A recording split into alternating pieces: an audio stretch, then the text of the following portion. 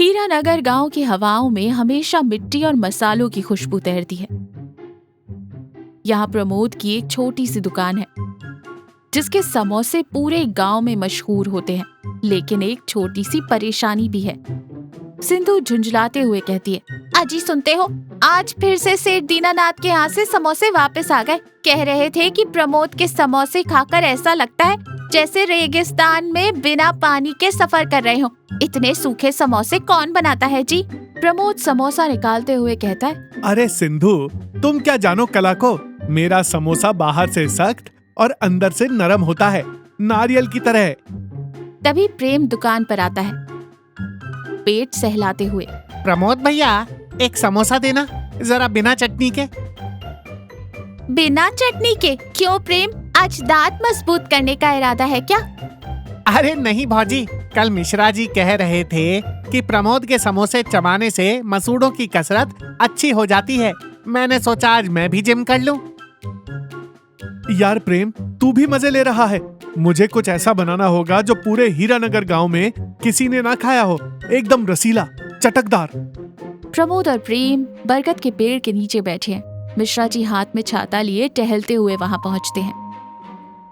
क्या बात है प्रमोद, आज कढ़ाई ठंडी छोड़कर यहाँ पेड़ के नीचे तपस्या कर रहे हो। प्रमोद हाथ जोड़कर कहता है, प्रणाम मिश्रा जी, बस सोच रहा हूँ कि कल गांव वालों को एक दावत दूं, कुछ नया खिलाना चाहता हूँ। मिश्रा जी हंसते हुए कहते, दावत तुम्हारे सूखे समोसों की? माफ करना प्रमोद, पर मेरे नकली दांत अब और जोखिम नहीं उठा सकते। प्रमोद उत्साह से खड़ा होकर कहता है, यही तो बात है मिश्रा जी, परसों शाम को मेरी दुकान पर आइएगा। मैं एक ऐसी दावत रखूंगा कि आप उंगलियां क्या, पूरी प्लेट चाट जाएंगे। ये प्रमोद का वादा है। मिश्रा जी भौं सिकोड़ कर कहते हैं, ठीक है। प्रमोद परेशान होकर रसोई में टहल रहा है।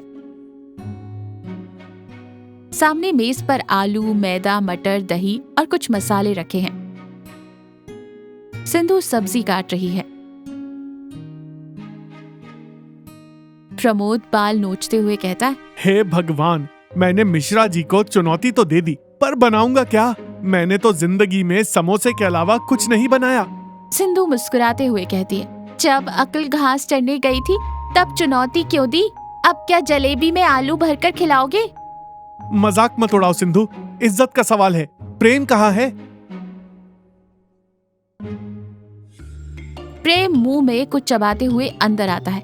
भैया, वो जो तुमने प्रयोग के लिए मीठा समोसा बनाया था ना, वो मैंने पड़ोस की गाय को खिला दिया। वो भी मुंह फेर कर चली गई। प्रमोद हताश होकर, सब खत्म, कल दुकान बंद करनी पड़ेगी। मेरे समोसे तो अच्छे हैं, बस थोड़े सूखे हैं। काश कोई ऐसा तरीका होता कि समोसे भी रहें और सूखापन भी चला जाए। सिंधु चाकू रोककर सोचती है, एक बात बताओ जी, जब हम कोई पुरानी शर्ट पहन पहन कर बोर हो जाते हैं तो क्या करते हैं? पोंछा बना लेते हैं। अरे मेरी फूटी किस्मत, पोछा नहीं, उस पर रंग चढ़ाकर नया कर देते हैं। तुम्हारे समोसों में कमी नहीं है, बस उसे परोसने का तरीका गलत है।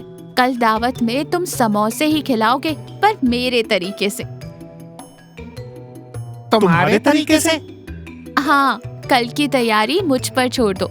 बस बहुत सारा दही, मटर की सब्जी, हरी चटनी और इमली की मीठी चटनी तैयार रखना। कल हम समोसे का मेकओवर करेंगे।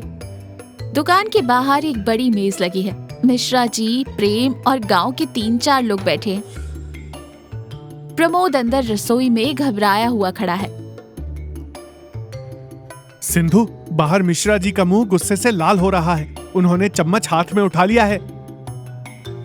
घबराओ मत, तुम बस समोसे तलकर यहाँ प्लेट में रखो। प्रमोद एक गरम कुरकुरा समोसा प्लेट में रखता है। तभी प्रमोद का हाथ फिसलता है और समोसा गलती से पास में रखे मटर के बड़े पतीले में गिर जाता है। प्रमोद चीखते हुए कहता, सत्यानाश, समोसा मटर में गिर गया। ये तो टूट गया, अब पिचक गया। अब मिश्रा जी को क्या खिलाऊंगा? प्रेम दौड़ कर आता है। लाओ लाओ, ये बिगड़ा हुआ समोसा मुझे दे दो, मैं खा लेता हूँ। सिंधु प्रेम का हाथ चिटकते हुए कहती है, रुको। सिंधु उस पिचके हुए समोसे को एक गहरी प्लेट में निकालती है जिसके ऊपर खूब सारी मटर की सब्जी लिपटी हुई है। सिंधु उस टूटे हुए समोसे और मटर के ऊपर एक बड़ी चम्मच गाढ़ा मथा हुआ दही डालती है।